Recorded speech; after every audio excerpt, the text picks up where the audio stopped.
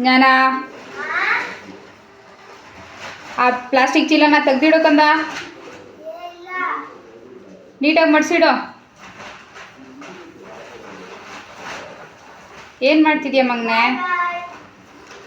ಮಡಿಸಿಡು ಅಂತ ಹೇಳ್ದೆ. ನಿನಗೆ ಎಷ್ಟು ಸಲ ಹೇಳಬೇಕು? ಹಾಂ,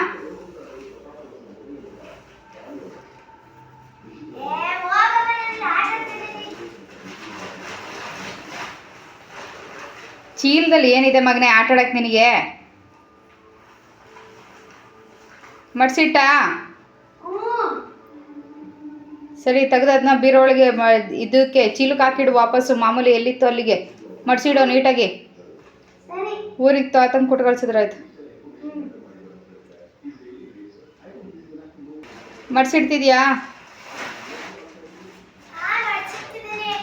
ಸರಿ, ಫೋಲ್ಡ್ ಮಾಡಿಡು.